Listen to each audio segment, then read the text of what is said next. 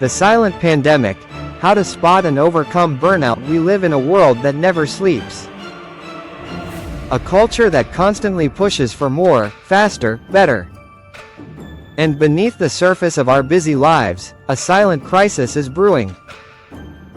It's not a virus, but it's spreading rapidly, impacting millions, eroding our energy, our joy, and our very sense of self.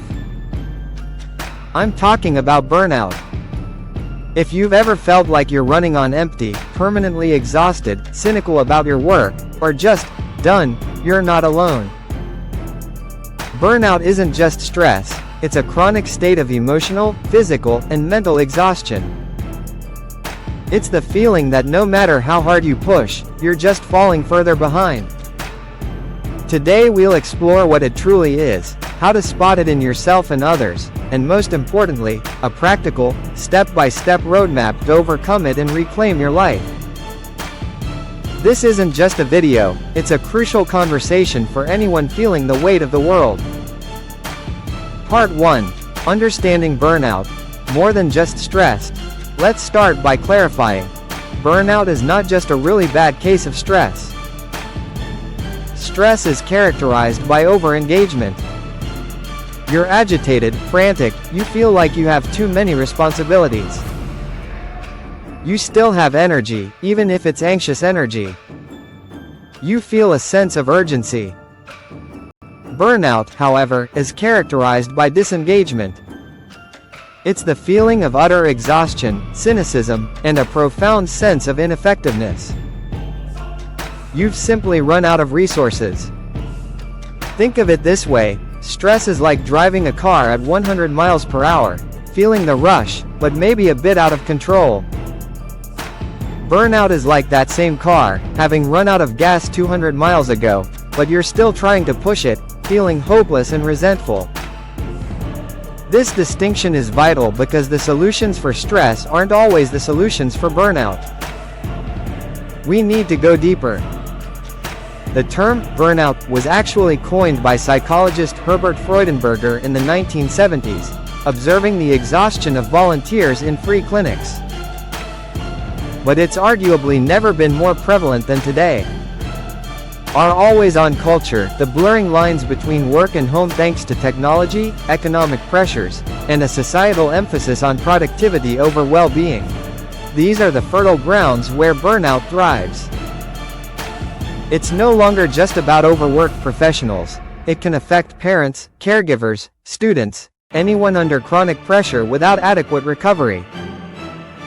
I remember a time when I thought working 80-hour weeks was a badge of honor. I was constantly wired, fueled by coffee and adrenaline. Then came the crash. I started dreading tasks I once loved. My focus evaporated. My creativity dried up. I was irritable with loved ones. That wasn't just stress, that was the insidious creep of burnout. And it happens to so many of us, often without realizing it until it's too late. The science behind it is fascinating and sobering. Chronic stress, left unchecked, floods our bodies with cortisol and adrenaline. Eventually, our systems get overwhelmed. The prefrontal cortex, responsible for focus and decision-making, becomes impaired. The amygdala, our fear center, goes into overdrive. Our immune system weakens. Burnout isn't all in your head, it's a real physiological and psychological state that demands our attention. Part 2. Spotting the signs, the red flags. Now, let's get practical. How do you know if you're on the road to burnout, or already deep in its grip? It manifests differently for everyone, but there are common threads. This isn't a diagnostic tool, but a way to prompt honest self-assessment. Let's look at the key categories. 1. Exhaustion, the most obvious sign. This isn't just, I need a good night's sleep. This is profound, persistent fatigue that doesn't go away even after rest. You wake up tired. You feel drained physically and emotionally throughout the day. You might have trouble sleeping, paradoxically, because your mind is racing, or you might sleep excessively and still feel unrefreshed. Your energy levels plummet, and simple tasks feel monumental. 2. Cynicism and detachment, the emotional toll. This is where the disengagement truly kicks in. You become cynical about your work, your colleagues, even your life goals. You feel detached, emotionally numb. Things that once excited you now feel meaningless. You might become more irritable, impatient, or argumentative with those around you. Empathy decreases. You might pull away from friends, family, or social activities you once enjoyed, preferring isolation. 3. Reduced efficacy and performance, the productivity trap. Ironically, while we push ourselves to avoid this, burnout severely impacts our ability to perform. You might experience difficulty concentrating, forgetfulness, or find it harder to complete tasks that used to be easy. Your productivity drops, your creativity wanes, and you start making more mistakes. You might feel a sense of failure or inadequacy, which only feeds the cycle. 4. Physical symptoms, your body crying out. Burnout isn't just mental, it's physical. Chronic stress takes a toll. You might experience frequent headaches, muscle aches, digestive issues, like IBS, increased susceptibility to colds and flu, changes in appetite, either eating much more or much less, and even heart palpitations. It's your body waving a big, red flag saying, stop. So, review these 4 categories: exhaustion, cynicism, detachment, reduced efficacy, and physical symptoms. If you're consistently experiencing several of these, it's a strong indication that burnout is knocking on your door, or has already moved in. Don't dismiss these signs. They are your body and mind telling you that something needs to change. Part 3. Overcoming burnout, a roadmap to recovery. Alright, this is where we turn the corner. Recognizing burnout is the first courageous step. The next is taking intentional action.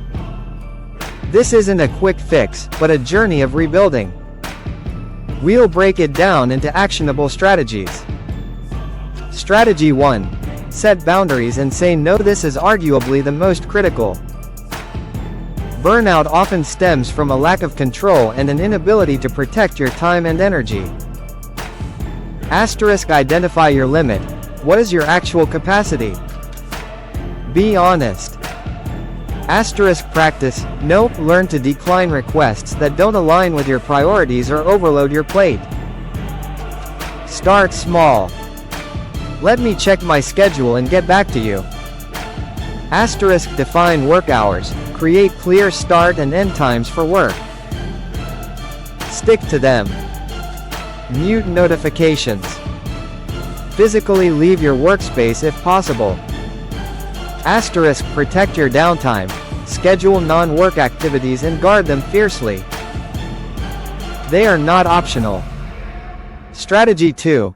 Prioritize rest and recovery, not just sleep. Sleep is foundational, of course. Aim for 7-9 hours of quality sleep. But recovery goes beyond that. Active recovery. Engage in activities that genuinely recharge you. For some, it's exercise. For others, it's a creative hobby, spending time in nature, or reading. Mindfulness and meditation. Even 5-10 minutes a day can significantly reduce stress hormones and improve emotional regulation. There are many free apps available. Digital detox. Regularly unplug from screens. The constant input of information can be incredibly draining. Consider an hour before bed, or a full day on weekends. Breaks, not just lunch. Integrate short, meaningful breaks throughout your workday. Stand up, stretch, look out a window, grab water. Micro breaks are powerful. Strategy 3. nourish your body and mind. Your physical health is deeply intertwined with your mental resilience. Balanced nutrition. Fuel your body with whole foods. Reduce processed foods, excessive sugar, and caffeine. Regular movement. Even gentle exercise like walking can boost mood, reduce cortisol, and improve sleep. Find something you enjoy. Sunlight and nature. Get outdoors. Exposure to natural light helps regulate your circadian rhythm and boosts mood. Forest bathing has proven therapeutic benefits. Hydration. Simple, but often overlooked. Dehydration can exacerbate fatigue and brain fog. Strategy 4. Reconnect and seek support. Burnout thrives in isolation. Talk about it. Share your feelings with a trusted friend, family member, or partner. Vocalizing your struggles can be incredibly validating. Professional help. Don't hesitate to reach out to a therapist, counselor, or doctor. They can provide coping strategies, identify underlying issues, and offer medical support if needed. This is a sign of strength, not weakness. Community. Engage with people who uplift you. Join a club, volunteer, reconnect with old friends. Re-establish your sense of belonging. Re-evaluate values. Take time to reflect on what truly matters to you. Is your current path aligned with your core values? Sometimes, a bigger shift is necessary. Strategy 5. Redefine success and progress. This is a mental shift. Small wins. Celebrate tiny achievements. Burnout makes everything feel overwhelming. Breaking tasks into manageable chunks and acknowledging completion can rebuild your sense of efficacy. Perfectionism is the enemy. Let go of the need for everything to be flawless. Good enough is often truly good enough. Learning from failure. Reframe setbacks as learning opportunities, not personal failings. Focus on process, not just outcome. Find joy in the journey, not just the destination. Appreciate the effort you put in. Part 4. Moving forward and long-term resilience. Overcoming burnout isn't a race. It's a marathon of self-care and reprioritization. There will be good days and bad days. The key is consistency and compassion for yourself. Remember, you didn't get burned out overnight, and you won't recover overnight either. This isn't about blaming the individual, it's about empowering you to navigate a demanding world. Our society often rewards the symptoms of burnout, the overwork, the constant availability, but it's ultimately unsustainable. By understanding, addressing, and preventing burnout, you're not just helping yourself. You're contributing to a healthier culture for everyone. You're showing that well-being isn't a luxury, but a fundamental necessity for living a fulfilling life.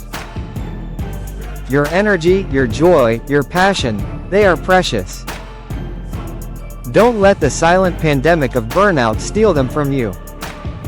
Take these steps, be patient with yourself, and remember, you are worthy of rest, peace, and a life that truly thrives. This isn't the end, it's the beginning of reclaiming your best self. If you found value in this video, please give it a thumbs up and share it with someone who might need to hear this message. Don't forget to subscribe for more content on well-being and personal growth. What's your biggest takeaway from today's discussion? Share it in the comments below. Let's build a community of support. Thank you for watching, and remember, protect your peace.